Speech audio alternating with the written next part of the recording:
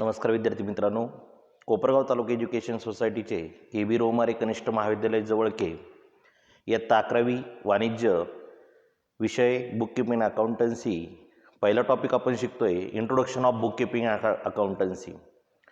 पहिल्या टॉपिकमध्ये आपण definition clear करतोय, इम्पॉर्टंट टर्म्स कव्हर करतोय। त्यामध्ये जवळजवळ 14 इम्पॉर्टंट टर्म्स आपण लास्ट पिरियडपर्यंत कव्हर केलेल्या होत्या। आज आपल्याला राहिलेल्या सर्व ज्या काही इम्पॉर्टंट टर्म्स आहे त्या सर्व इम्पॉर्टंट टर्म्स आज आपल्याला कव्हर करायच्या आहेत। त्यामध्ये 15 नंबरची इम्पॉर्टंट टर्म्स तुमच्या समोर आहे, ती म्हणजे लॉस ज्याला आपण तोटा असं म्हणत असतो। व्यवसायामध्ये ज्यावेळेस प्राप्ती कमी होते, ज्याला आपण इन्कम असं म्हणत असतो, प्राप्ती कमी होते आणि खर्च वाढतो, त्यावेळेस व्यवसायामध्ये आपल्याला तोट्याला समोर जावं लागतं किंवा लॉसला समोर जावं लागत असतं। त्याच्या विरुद्ध प्रॉफिट असतो। प्रॉफिट झाला म्हणजे नफा झाला म्हणजे व्यवसायामध्ये खर्च कमी झाला आणि प्राप्ती जास्त झाली म्हणजे इन्कम जास्त झाला आणि एक्सपेन्सेस कमी झाला, त्याला आपण काय म्हणत असतो, प्रॉफिट असं म्हणत असतो। म्हणून लास्ट पिरियडला आपण 14 नंबरची डेफिनेशन क्लिअर केली होती, ती म्हणजे profit when income is more than expenses is called profit. Income is more than expenses, more than जास्त, कोणापेक्षा जास्त, एक्सपेन्सेस पेक्षा जास्त। ज्यावेळेस इन्कम होत असतो म्हणजे इन्कम जास्त एक्सपेन्सेस कमी, त्याला आपण काय म्हणत असतो, प्रॉफिट असं म्हणत असतो। आपण त्याचा फॉर्म्युला बघितला होता, इन्कम मायनस एक्सपेन्सेस। प्रॉफिट कसा कॅल्क्युलेट करतात, इन्कम मायनस एक्सपेन्सेस, त्या प्रॉफिट काढण्याचा काय आहे, फॉर्म्युला आहे। आज आपल्याला 15 नंबरची इम्पॉर्टंट टर्म्स कव्हर करायची आहे, ती म्हणजे लॉस म्हणजे तोटा। मग प्रॉफिट म्हणजे income is more than expenses, मग लॉस म्हणजे तरी काय, त्याच्या विरुद्ध expenses is more than income. Expenses is more than income, ज्यावेळेस expenses is more than income, expenses जास्त इन्कम कमी, त्यावेळेस आपल्याला काय होत असतो, लॉस होत असतो, तोटा होत असतो। म्हणजे खर्च वाढला पण प्राप्ती मात्र वाढली नाही, प्राप्ती आहे तेवढीच आहे पण खर्च वाढतोय, म्हणजे आपल्याला कुठून तरी उसने पैसे घेऊन तो खर्च भागावा लागतोय। याचाच अर्थ आपल्याला व्यवसायामध्ये काय होत आहे, लॉस होत आहे। मग ते loss when expenses is more than income is called loss, म्हणजे एक्सपेन्सेस जास्त इन्कम कमी, त्याला आपण काय म्हणत असतो, लॉस असं म्हणत असतो। मग लॉस काढण्याचा फॉर्म्युला आपल्या समोर आहे, loss is equal to expenses minus income. Loss कसा कॅल्क्युलेट करतात, loss is equal to expenses minus income, म्हणजे लॉस आपल्याला कॅल्क्युलेट करण्यासाठी फॉर्म्युला दिलेला आहे त्यांनी, expenses more than income, income कमी एक्सपेन्सेस जास्त, म्हणजे आपल्याला काय होणार आहे, लॉस होणार आहे। लास्ट पिरियडला आपण उदाहरण बघितलं होतं, आपल्याला इन्कम 1000 रुपये झाला, 1000 रुपीज इन्कम आहे आणि 500 रुपीज एक्सपेन्सेस आहे। मग 1000 आणि 500, income is more than expenses, income more आहे, जास्त आहे, एक्सपेन्सेस कमी आहे 500, म्हणून income minus expenses 1000 minus 500 is equal to 500, आपण त्याला काय म्हणलो तो प्रॉफिट। पण इथं आज उलट आहे, expenses is more than income, expenses is more than income, expenses जास्त आहे, इन्कम कमी आहे, म्हणजे आपण असं धरूया की इथं इन्कम 1000 आहे, इन्कम 1000 आहे पण एक्सपेन्सेस मात्र 1500 झालेला आहे। म्हणजे एक्सपेन्सेस 1500, इन्कम 1000, म्हणजे 500 आपल्याला काय होतो आहे, लॉस होत आहे। म्हणून एक्सपेन्सेस मोर दॅन इन्कम आहे, एक्सपेन्सेस जास्त आहे, इन्कम कमी आहे, म्हणजे 500 मायनस 1000 इज इक्वल टू 500, आपल्याला लॉस येणार आहे। म्हणजे लॉस काढण्याचं सूत्र त्यांनी सांगितलं, loss is equal to expenses minus income. Loss when expenses is more than income is called loss. ही डेफिनेशन आपल्याला पाठ झाली पाहिजे व्यवस्थितरित्या। त्यानंतर पुढची इम्पॉर्टंट टर्म्स त्यांनी सांगितलेली आहे, इयर म्हणजे वर्ष। सर्वांना माहिती आहे, आपल्याकडे कॅलेंडर असतं घरामध्ये, त्या घरामध्ये कॅलेंडरमध्ये 12 महिने असतात, जानेवारीला सुरू होतात आणि डिसेंबरला संपतात, म्हणजेच त्याला आपण काय म्हणत असतो, वर्ष असं म्हणतो। त्यालाच इंग्लिशमध्ये काय म्हणतात, इयर असं म्हणतात। इयर त्याची व्याख्या केलेली आपण, period of 12 month is called year. Period of 12 month, 12 महिन्यांचा काळ म्हणजे वर्ष। 12 महिन्यांचा काळ म्हणजे 1 वर्ष आपल्याकडे म्हणलं जात असतं. मग हे 12 महिने कसे घेतो आपण? तर 2 प्रकारची वर्षे येतात आपल्या अकाउंटन्सीमध्ये. एक फिनान्शियल इयर आणि दुसरं असतं कॅलेंडर इयर. फायनान्शियल इयर म्हणजे काय? जे वर्ष 1 एप्रिलला सुरू होतं आणि 31 मार्चला संपतं त्या वर्षाला आपण फायनान्शियल इयर असं म्हणत असतो. जे वर्ष 1 एप्रिलला सुरू होतं आणि 31 मार्चला संपतं त्या वर्षाला आपण फायनान्शियल इयर असं म्हणतो. फॉर एक्झाम्पल, चालू वर्ष 1 एप्रिल 2020ला सुरू झालं आणि आता 31 मार्च 2021ला संपेल, ते वर्ष जे आहे ते फायनान्शियल इयर आहे. म्हणजे 31 मार्च आपण व्यापारी भाषेत जर बघितलं असेल किंवा मार्च महिना जर आला सर्वसाधारणतः, तर प्रत्येक व्यापारी म्हणतो मार्च एंड आहे, मार्च एंड आहे. म्हणजे मार्च एंड म्हणजे नेमकी काय? तर मार्च एंड म्हणजे 31 मार्च ह्या तारखेला त्यांच्या व्यवसायाचं जे लेखाजोखा आहे, जे अकाउंट आहे, जो हिशोब आहे, तो हिशोब त्यांना काय करायचा असतो? कंप्लीट करायचा असतो. मग 31 मार्चपर्यंत कुठपासून?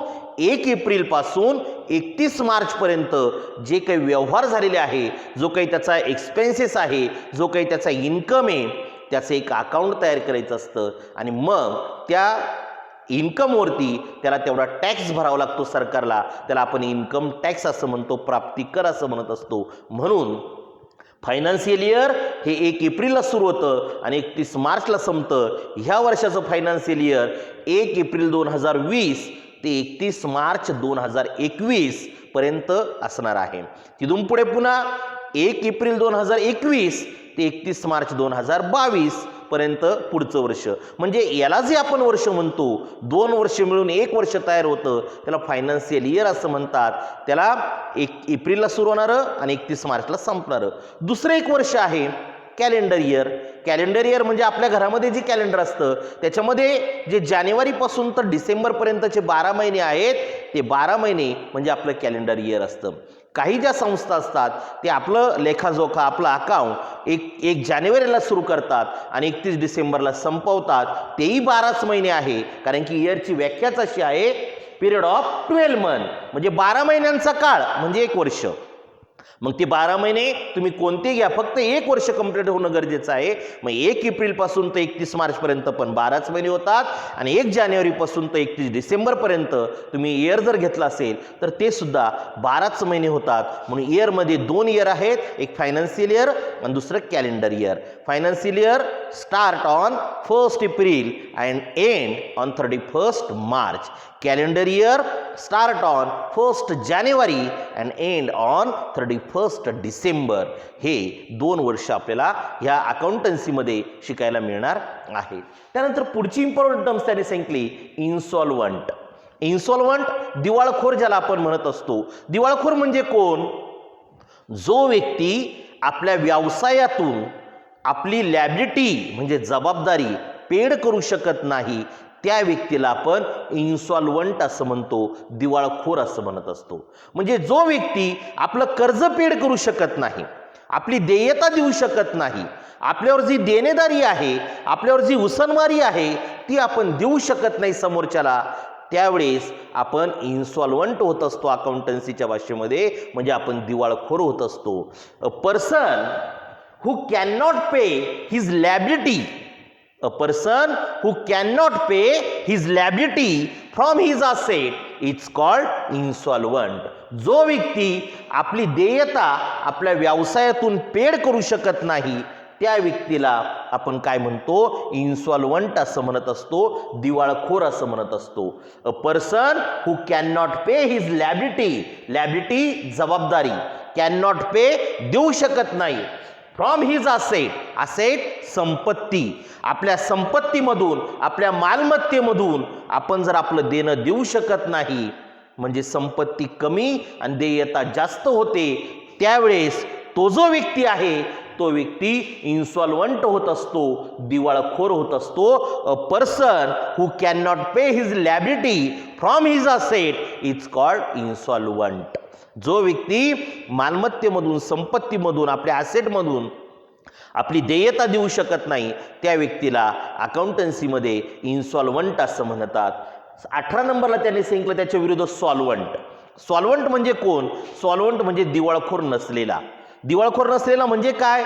इन्सॉल्वंटच्या विरुद्ध जो व्यक्ती आपल्या व्यवसायातून आपल्या असेटमधून आपली देयता पेड करू शकतो त्या व्यक्तीला आपण सॉल्वंट पर्सन असं म्हणू शकतो. म्हणजे त्याची व्याख्या केलेली आहे, a person pay his liability, a person pay his liability from his asset is called solvent. म्हणजे जो व्यक्ती आपली देयता आपल्या व्यवसायातून आपल्या संपत्तीतून देऊ शकतो, पेड करू शकतो, त्या व्यक्तीला आपण सॉल्वंट पर्सन असं म्हणू शकतो. म्हणजे दिवाळखोर नसलेला आणि इन्सॉल्वंट दिवाळखोर असलेला.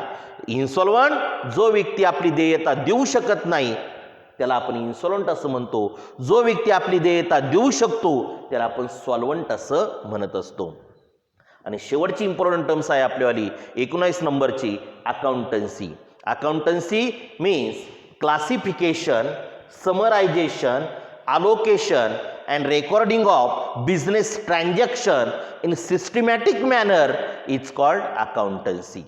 बघा काय काय दिलेलं आहे त्यांनी अकाउंटन्सीमध्ये. अकाउंटन्सी म्हणजे लेखाकर्म.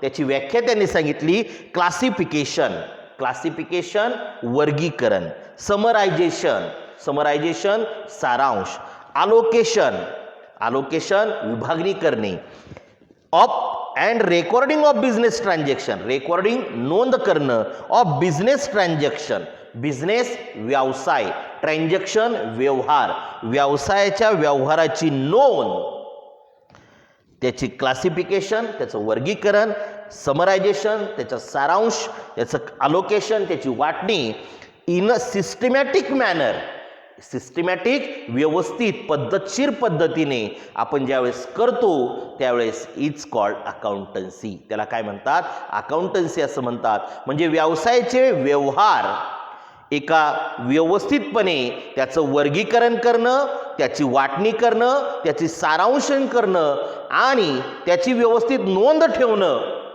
त्यालाच आपण अकाउंटन्सी असं म्हणत असतो. Classification, summarization, allocation and recording of business transaction in systematic manner is called accountancy. त्यालाच आपण काय म्हणत असतो? अकाउंटन्सी असं म्हणत असतो.